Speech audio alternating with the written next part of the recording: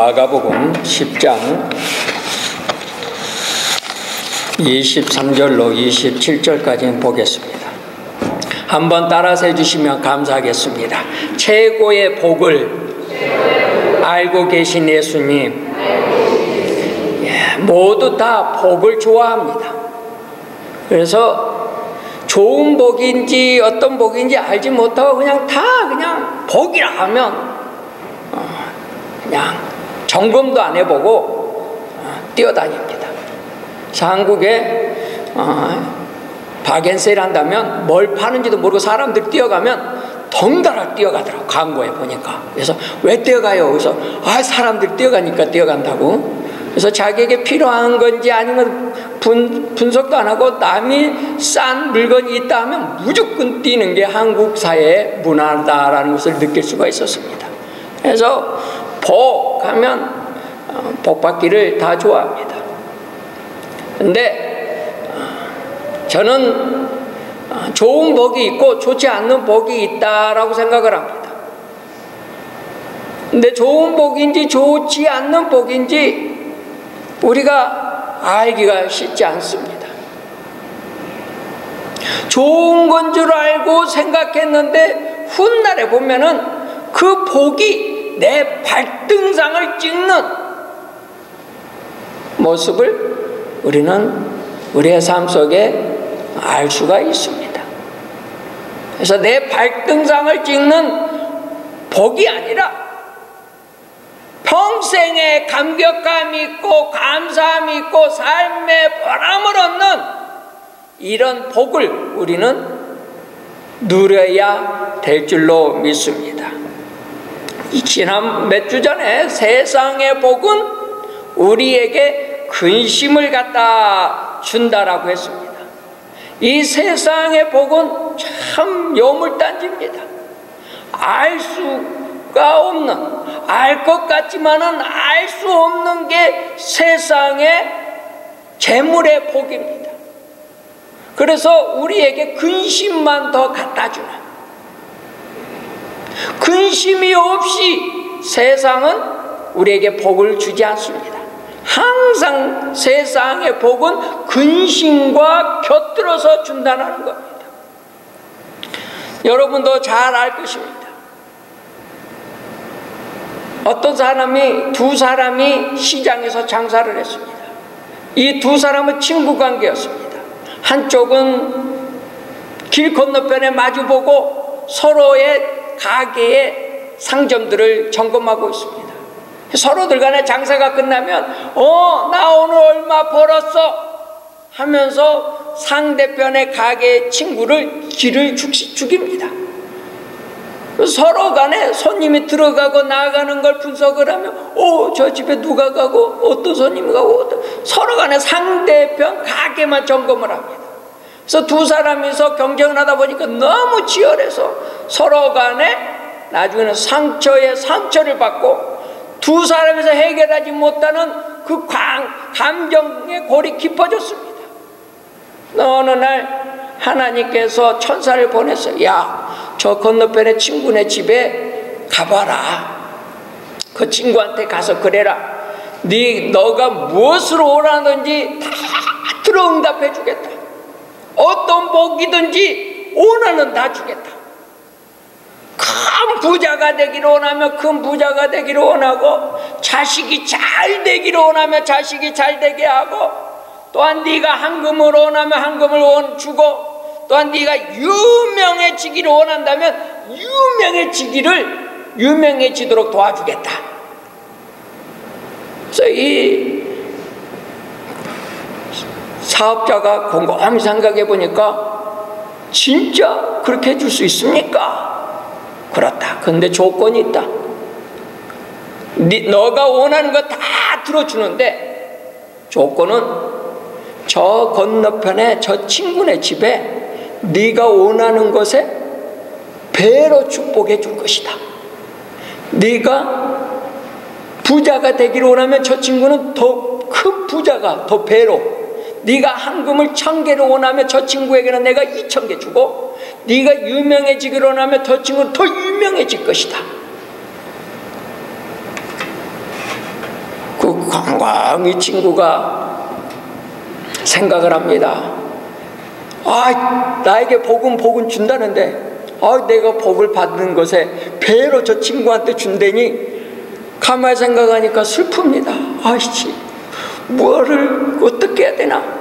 천사에게 다시 웃으면서 묻습니다. 진짜 내가 구하는 거 갑절로 저 친구한테 주는 거죠? 응, 그렇다. 네가 원하는 거 다 들어주마. 그래서 이 친구가 뭘 구한 줄 아세요? 응? 하나님, 내 눈알 하나, 내 눈알 하나 빼주세요.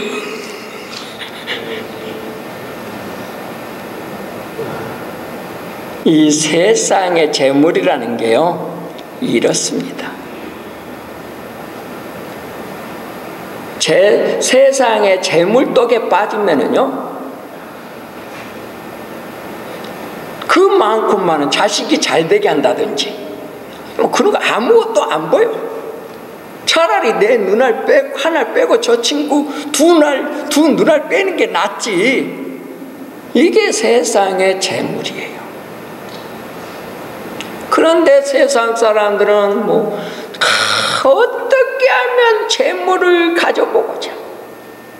이 성경에 나온 청년에게도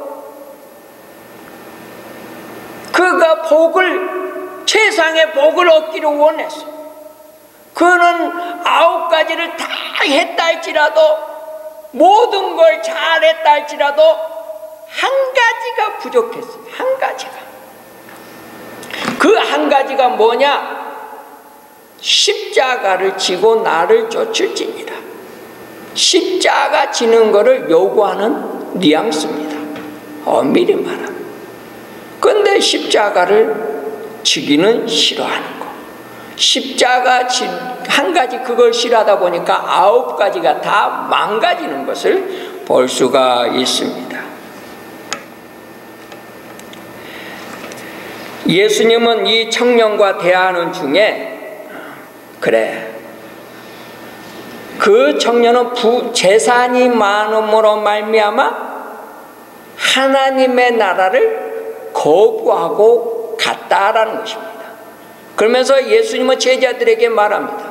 천국에 들어가기가 얼마나 어려운지, 낙타가 바늘기로 들어갈 수 있을지언정 부자는 절대로 천국에 못 간다라고 이야기합니다. 천국에는 어떻게 낙타가 바늘기로 지나갈 수 있겠습니까? 부자는 천국에 들어가는 것이 더 힘들다. 그러면 이 말씀은 그 부자는 다 지옥 간다는 건가? 아닙니다. 이 부자에게 문제가 있는 것은 재산이 많은 게 문제가 아닙니다. 그가 가지고 있는 재산이 그 청년에게 신이라는 겁니다. 그가 가지고 있는 재산을 의지해서 사는 청년, 그 재산으로 말미암아 기쁨을 얻고자 했고, 그 재산이 자기를 보호해 줄 줄로 믿고 있는, 즉 재산이 그 청년에게는 재산이 신이었다는 겁니다. 그래서 예수님은 재산을 받아 가난한 자들에게 나누어 주라라는 것은 재산을 의지하지 말고 전적으로 하나님을 의지하며 살아가라라는 뜻이었습니다.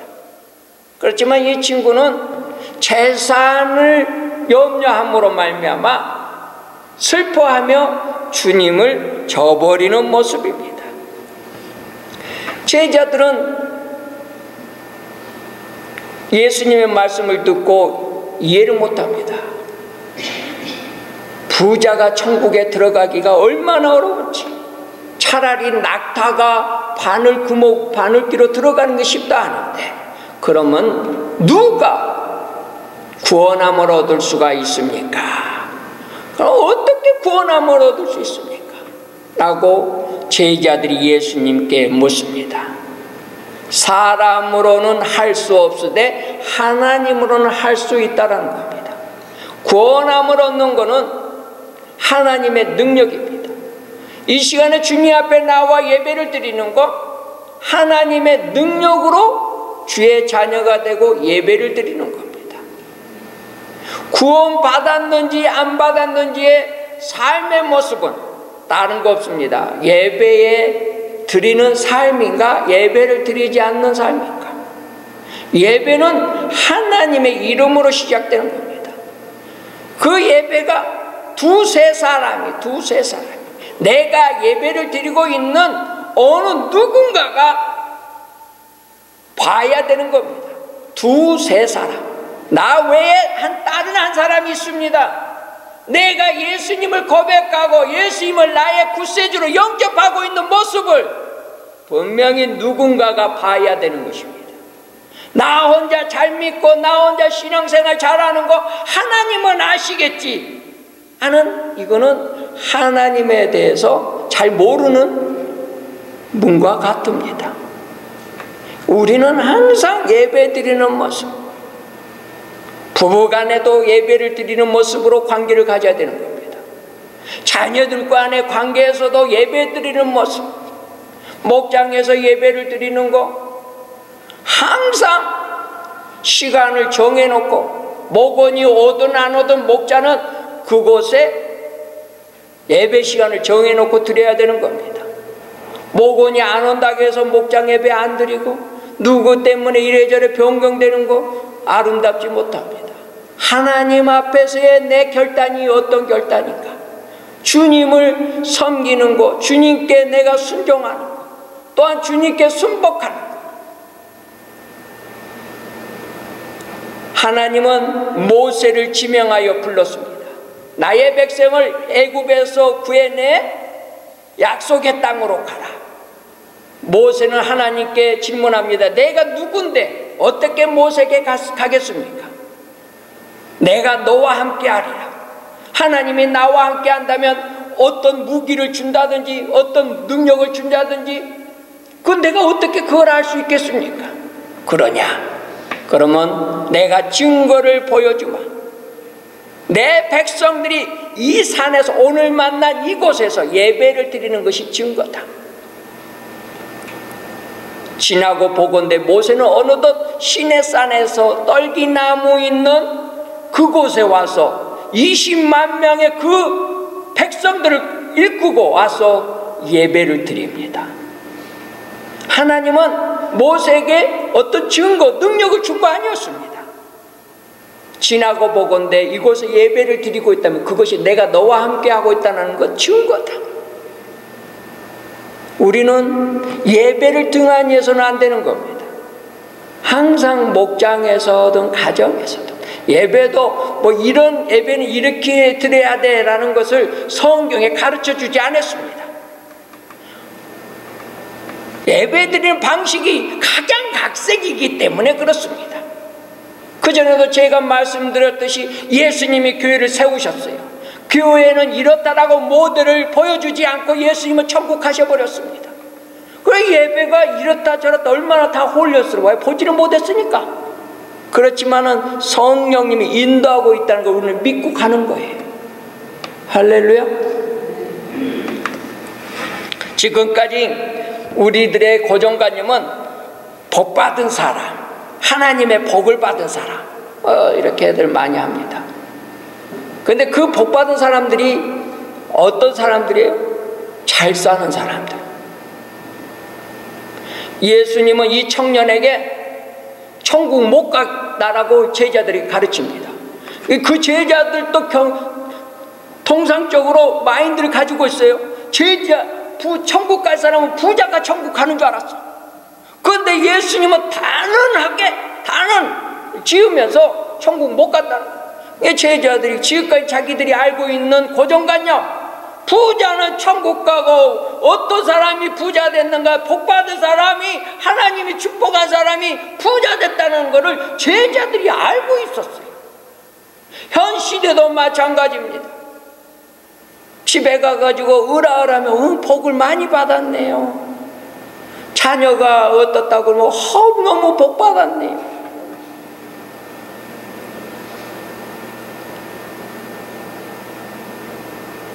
세상의 관점에서 좀 가지면은 좀 수월할 수는 있지만은 그 마음까지 편안하고 그 마음까지 하나님의 기쁨을 누린다는 것은 보장 못한다는 겁니다.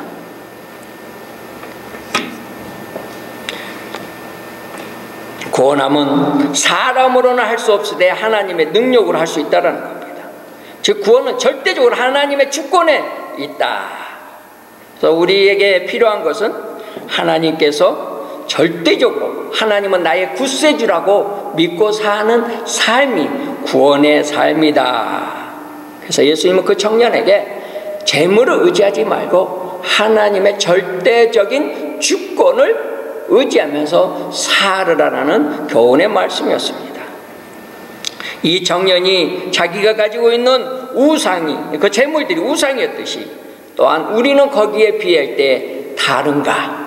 우리도 모르는 순간에 전부 다 이 청년이 가지고 있는 재물을 가지고 우상 숭배하며 우상 시하며 그 재물을 의지하며 살고 있지 않는가 생각해 볼 수가 있습니다. 제가 한 분 소개하고자 합니다. 노태철 지휘자인데요. 이분은 러시아에서 러시아의 연합 음악단을 지휘하고 있습니다. 이 노태철 이분은 한국의 유명한 교수직을 버리고 러시아로 갔습니다. 또한 유럽에서도 훌륭한 세계적인 지휘자였습니다. 근데 이분이 왜 러시아에서 음악을 전공하는가, 또 음악을 지도하는가? 그분이 이렇게 말합니다. 러시아의 음악은 러시아 음악하고 유럽 음악이 다르다. 달라도 완전히 달라. 러시아 음악하고 유럽 음악이 다르다 합니다. 그래서 유럽 음악은 당기는 것이 있대. 당겨 사람을 유혹하는 그런 느낌이 있대요. 근데 러시아 음악은 나한테 질질 끌려가도록, 러시아 음악은 나를 질질 끄는 모습이 있대. 당기는 모습이 아니라 그냥 질질 끌려가는 그런 모습이 있고, 러시아 음악은 연주할 때에 끝까지, 러시아 음악은 꼭 마음을 짓누르는 그런 음악이래요. 러시아 음악은 마음을 짓누르는 음악, 끝까지 마음을 짓누르는 그런 방면에 유럽 음악은 살짝 들뜨듯 가볍게 나타나는, 유럽 음악은 들뜬 음악. 또한 러시아 음악은 굉장히 길대요. 그냥 엄청 길대. 그렇지만 유럽 음악은 짧고 깔끔하고, 그 다음에 밝고, 그 다음에 초콜릿같이 달는 그런 음악이랍니다. 그 다음에 러시아 음악은 슬픔이 있대요. 그 다음에 철학이 있대. 근데 유럽 음악은 사랑스러운 음악이래요. 근데 이렇게 차이가 있는데, 이분이 러시아를 통해서 음악을 발견했다 합니다. 진짜 이 러시아는 한국처럼 전쟁이 많고 이 한국처럼 슬픔이 많은 민족이래요. 그래서 한국도 너무 가난하고 전쟁과 그 다음에 당파 싸움에 시달리는 민족이잖아요. 그러다 보니까 나름대로 한국 사람에게는 가슴속에 한이 있어요. 한.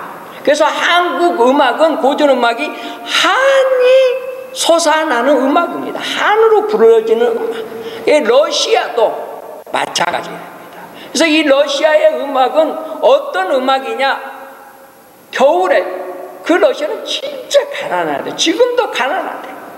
그 러시아는 너무 가난해서, 또한 너무 추워서 엄마 품에 아기가 죽어가는 과정의 모습이래요.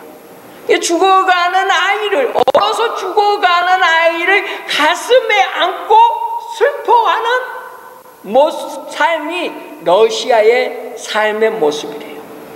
그렇게 러시아는 그렇게 가난하고 그렇게 춥대.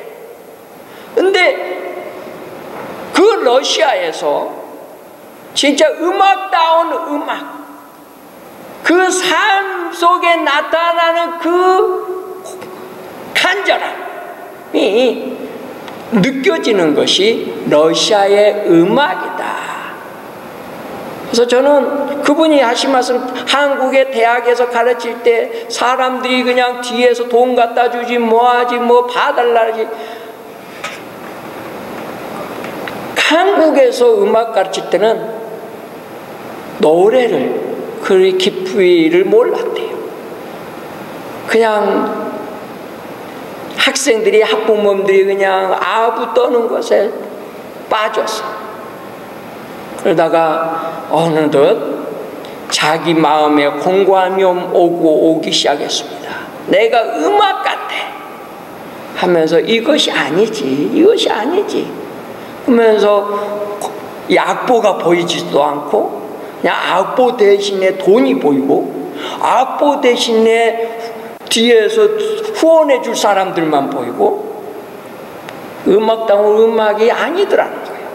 그래서 가감히 사표를 쓰고 딱 제출하고 났는데 그때 악보가 보이더래요.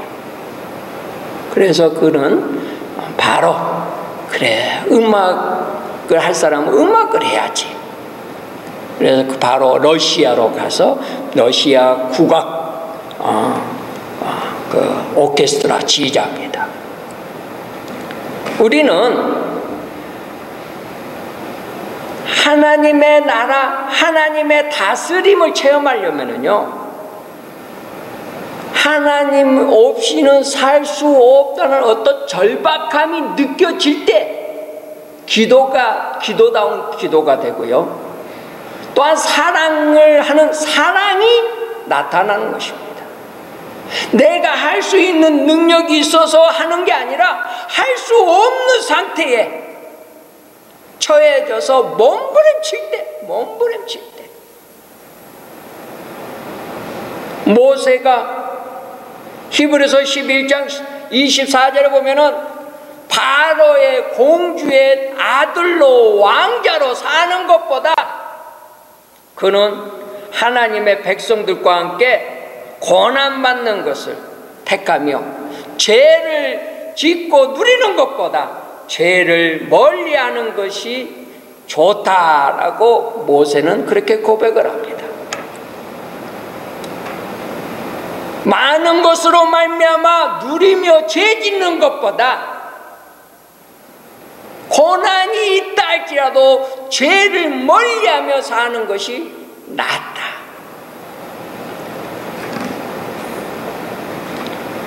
일단 김채훈 집사님을 소개하고자 합니다.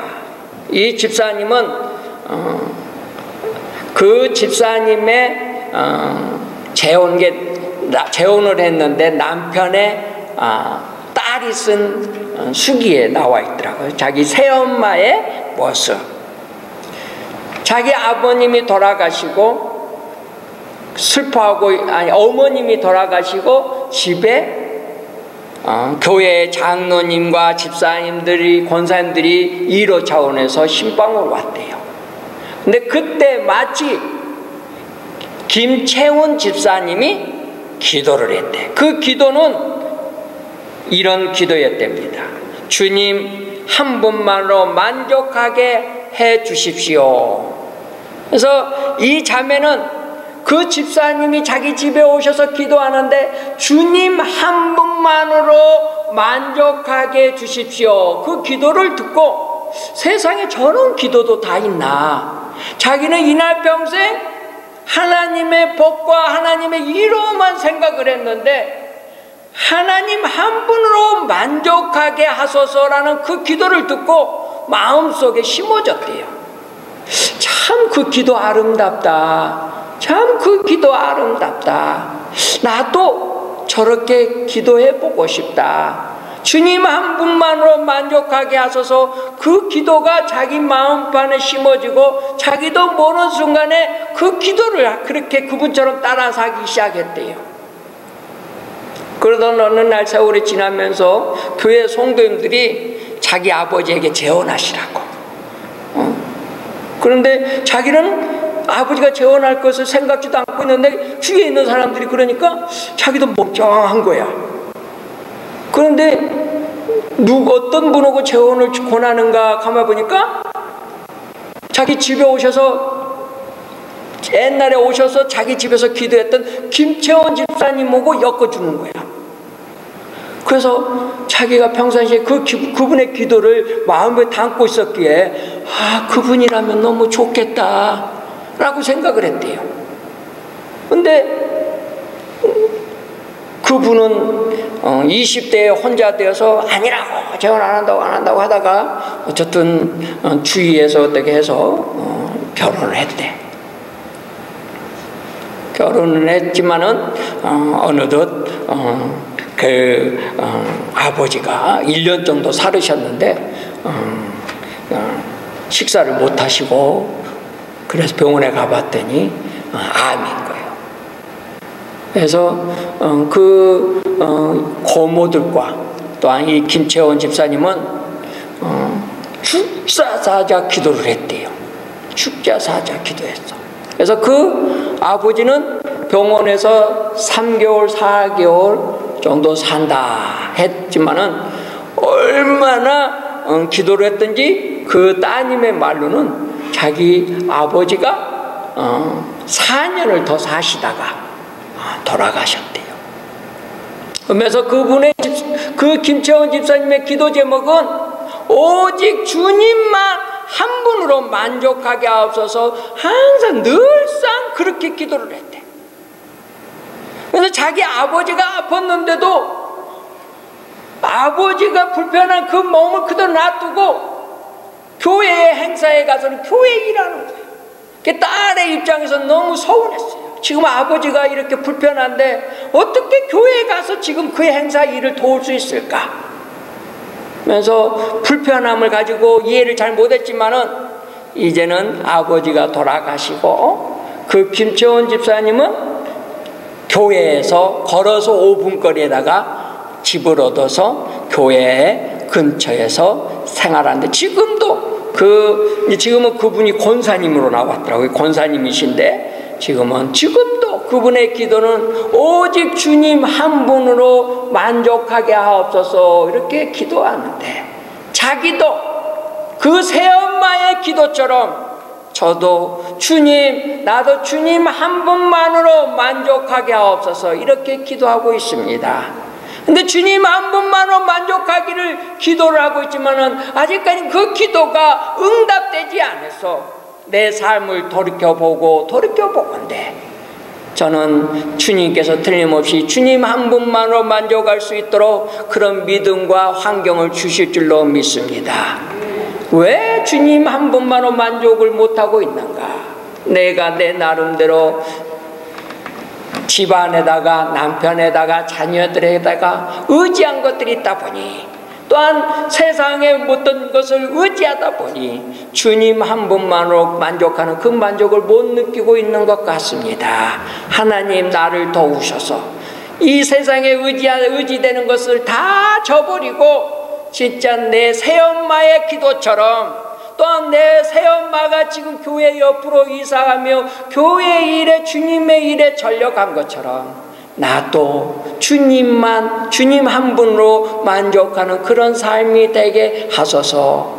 지금까지는 되지는 않았지만은 이 기도가 응답될 줄로 믿습니다 하고 그 따님이 글을 올린 것을 읽을 수가 있었습니다. 결론 내리겠습니다. 최대의 복은 뭔가? 성경은 우리에게 전해주고 있습니다. 절대자이신 하나님을 의지하면서 살라라는 것입니다. 하나님을 의지하면서 살 때에 즐거울 때도 행복하지만은 즐겁지 않을 때도 행복을 맛볼 수가 있습니다. 절대자이신 하나님을 바라보고 의지하며 살 때에 우리가 상상치 못할 감격한 삶을 누리고 찬양을 하며 살 수 있다는 것입니다. 절대적인 하나님을 의지하면서 예수님이 가르쳐준 최고의 복을 누리는 성도님들의 삶이 되시기를 주의 이름으로 축원합니다. 기도하겠습니다. 하나님, 우리 성도님들에게 최고의 복을 주셔서 잠깐 있다가 없어지는 안개와 같은, 또한 가지고 가지도 못하는 세상의 복에 마음을 빼앗기지 않고 절대적으로 책임져 주시는 하나님을 의지하며 하나님을 바라보며 사는 성도님들이 되도록 축복하여 주옵소서. 우리 예수님은 제자들에게 최고의 복은 하나님께 맡기며 의지하며 사는 것이다 라고 가르쳐 주었습니다. 우리 예수님의 가르침을 따르는 우리 성도님들이 되어 하나님께 감격감이 있는 기쁨이 충만한 삶이 되도록 축복하옵소서. 예수님의 이름으로 기도하옵나이다. 아멘.